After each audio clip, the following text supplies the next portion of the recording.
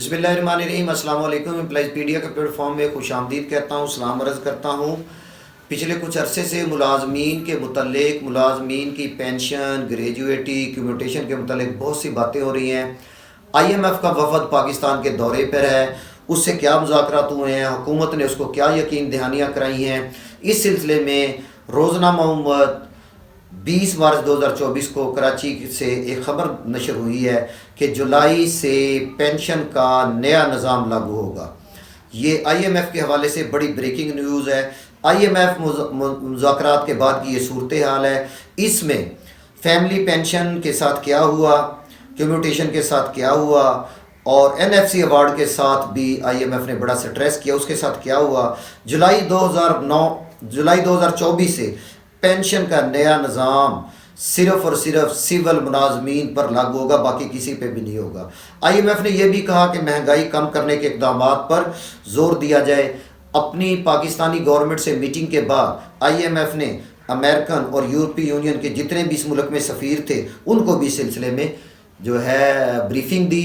तो यहाँ से ऐसे लगता है कि IMF और हुकूमत पाकिस्तान के मुज़ाकरात काफ़ी हद तक कामयाब हो गए हैं। मुज़ाकरात के कामयाबी के बाद की सूरत हाल मुनासिब ना है। मुलाजमीन के लिए बात बहुत ज़्यादा हद तक नुकसानदेह है। तो उसमें होने क्या जा रहा है, सबसे बड़ा नुकसान जो नाकाबिल तलाफ़ी नुकसान है, कम्यूटेशन को 35% से कम करके 25% पर लाने की पाकिस्तानी हुकूमत ने यकीन दहानी करा दी है। जस्ट एक नोटिफिकेशन से दूर है ये बात। और फैमिली पेंशन में भी बहुत बड़ी तब्दीली कर दी गई है कि बेवा के अलावा फैमिली पेंशन ख़त्म होने जा रही है और जो है अगर मिलेगी भी सही तो वो मैक्सिमम बेवा के अलावा 10 साल तक मिलेगी, इसके बाद ख़त्म हो जाएगी।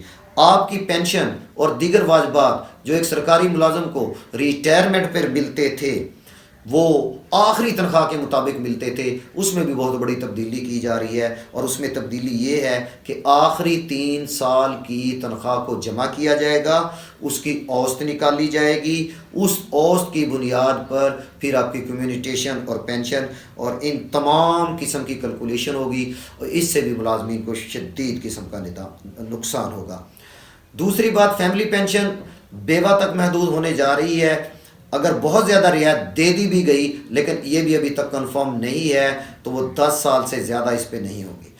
अगर बेवा का खामन, अगली तब्दीली, अगर बेवा का खामन सरकारी मुलाजिम है तो उसको कतन पेंशन नहीं मिलेगी इस नए पेंशन निज़ाम के तहत जो जुलाई 2024 से लागू होने जा रहा है।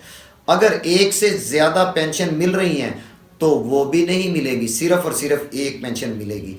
रिटायरमेंट के बाद कोई महकमा किसी रिटायर मुलाजिम को अपने पास नौकरी दे देता है तो या तो वो नौकरी वाली तनख्वाह लेगा या फिर पेंशन लेगा, इन दोनों में से एक लेगा। ये भी बायक वक्त दोनों नहीं ले सकता। हुकूमत ने अपनी मजबूरियां ज़ाहिर की हैं।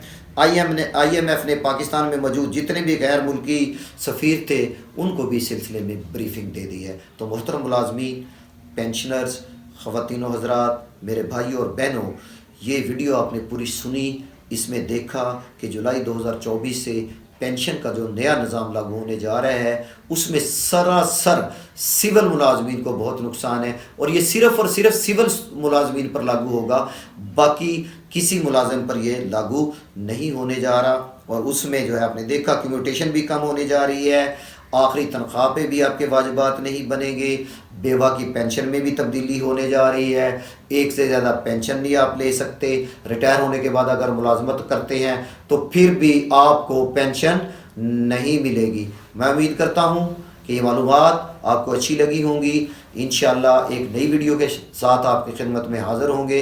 रमज़ानुल मुबारक की मुबारक सातों में मुझे याद रखिएगा, मेरे लिए दुआ कीजिएगा, मेरे चैनल को सब्सक्राइब कीजिए और शेयर कीजिए। Thank you so much.